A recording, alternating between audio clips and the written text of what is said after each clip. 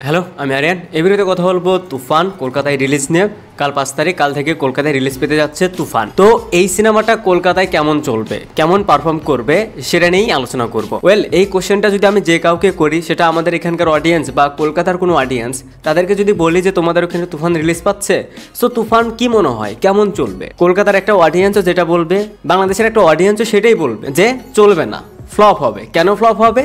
যে আমাদের এখানকার যে সুপারস্টার জিৎ দেব, তাদেরই কমার্শিয়াল বা মেইন স্ট্রিম ফিল্ম চলে না, তাদের ফিল্মগুলোই ওয়ার্ক করে না। লাস্ট অঙ্কুশের মির্জা, জিতের লাস্ট আরো একটা দুইটা কমার্শিয়াল ফিল্ম ভালোভাবে ওয়ার্ক করেনি। সো যে ইন্ডাস্ট্রিতে সেখানকারই সুপারস্টার স্টারদেরই সিনেমা চলে না, সেখানে বাংলাদেশি একজন সুপারস্টারের সিনেমা সেখানে যে ভালো পারফর্ম করবে, এটার কি গ্যারান্টি রয়েছে? তার আবার এক্সাম্পল হিসেবে এটাও বলবে যে এখানে হাওয়ার মতন সিনেমা চলেনি, সুরঙ্গর মতন সিনেমা চলেনি, সো তুফানও চলবে না। এখন একটা সিনেমা চলবে কি চলবে না, এই যে এর আগে সবার একটা ধারণা তৈরি হয়ে গেছে যে এটা একটা বাংলা কমার্শিয়াল ফিল্ম, সেটা কলকাতার হতে পারে, সেটা আমাদের ইন্ডাস্ট্রির হতে পারে, এর মানে সেই সিনেমাটা দেখা যাবে না, এর মানে সেই সিনেমাটা চলবে না। অডিয়েন্সের ভিতর এই যে একটা আইডিয়া হয়ে গেছে যে বাংলা কমার্শিয়াল ফিল্ম মানেই কম বাজেট, বাংলা কমার্শিয়াল ফিল্ম মানেই ধোকা, এই যে এটা যে পুরোপুরি অডিয়েন্সের দোষ, সেটাও বলা যাবে না। কারণ কলকাতার অডিয়েন্সকে একটা সময় এত বেশি রিমেক খাওয়ানো হয়েছে, এত বেশি ঠকানো হয়েছে, যার কারণে সেই অডিয়েন্সগুলো আর বাংলা কমার্শিয়াল ফিল্মের উপর বিশ্বাস করতে পারে না, বিশেষ করে কলকাতায়। বাট আমাদের এখানে যদি দেখেন, আমাদের এখানে একটা ভালো ফিল্ম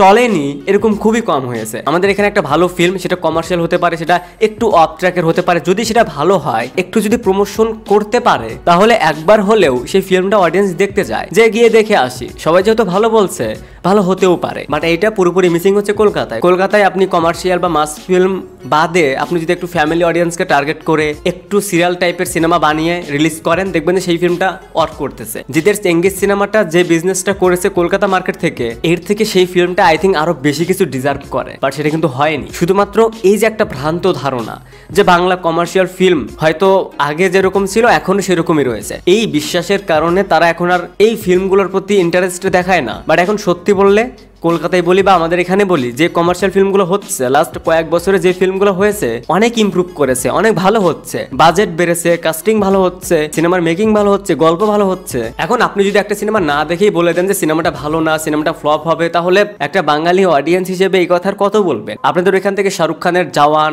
কেজিএফ, এই সিনেমাগুলো বাংলা মার্কেট থেকে যে কালেকশনটা করে নিয়ে যাচ্ছে, তাহলে সেইখানে একটা বাংলাদেশি সুপারস্টারের সিনেমা কেন সেই কালেকশনটা করতে পারছে না? এখানে অডিয়েন্সের যেরকম একটা ভুল ধারণা রয়েছে, আবার অন্যদিকে যে সিনেমাগুলো হচ্ছে, রিলিজ হচ্ছে, সেই সিনেমাগুলো খুব একটা অডিয়েন্সকে কানেক্ট করতে পারছে না, যার কারণে মাঝখান থেকে এই বিগ বাজেটের সিনেমাগুলো ফ্লপ হচ্ছে, ডিজাস্টার হচ্ছে। তুফান কাল থেকে, 5 তারিখ থেকে কলকাতায় রিলিজ পাচ্ছে। সো এই সিনেমাটা দেখুন, সিনেমাটা দেখার পর মনে হবে যে বাংলা একটা ফিল্ম অনেক ইমপ্রুভ করেছে। আপনি অনেক ভুল ধরতে পারবেন যে হ্যাঁ এখানে এরকম কেন, এটা এটা এরকম মনে হচ্ছে, আপনি কিছু কিছু ভুল ধরতে পারবেন। বাট একটা বাংলা ফিল্ম হিসেবে যখন আপনি জাজ করতে যাবেন, তখনই আপনার মাথায় এটা কাজ করা উচিত যে অনেক ইমপ্রুভ করেছে।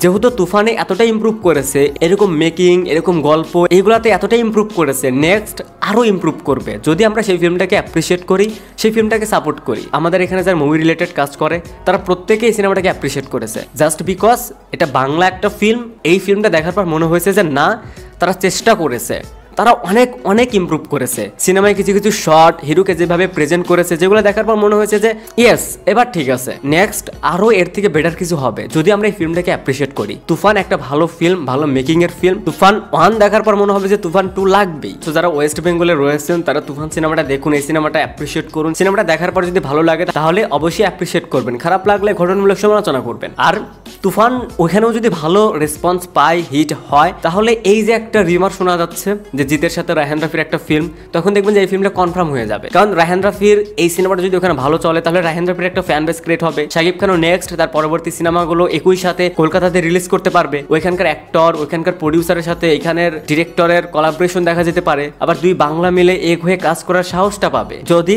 জিৎ বা দেবের একটা ফিল্ম আমাদের এখানে খুবই ভালো বিজনেস করে, নেক্সটে দেখবেন যে তারা একই সাথে সেম ডেটে বাংলাদেশে তাদের সিনেমাগুলো রিলিজ করছে। সেম বাংলাদেশে একটা সিনেমা যখন ওয়েস্ট বেঙ্গলে ভালো পারফর্ম করবে, তখন দেখবেন যে নেক্সট পরবর্তী সিনেমাগুলো একই সাথে কলকাতাতেও রিলিজ হচ্ছে। এতে করে মার্কেট বড় হবে, সিনেমার প্রডিউসাররা তাদের প্রফিট তুলতে পারবে, সিনেমার বাজেট বাড়াতে পারবে, নিজেদের কাজকে ডে বাই ডে আরো ইমপ্রুভ করতে পারবে। একটা তুফান কখনো ইন্ডাস্ট্রি চেঞ্জ করে দিতে পারেন, বাট একটা তুফান মার্কেট বড় করতে পারে। একটা তুফানের কারণে আরো 10টা তুফান হতে পারে। সো যারা ওয়েস্ট বেঙ্গলের অডিয়েন্স রয়েছেন, তুফান ভালো একটা সিনেমা, সো তুফান দেখুন, এরপর না হয় আলোচনা সমালোচনা করুন। বাই।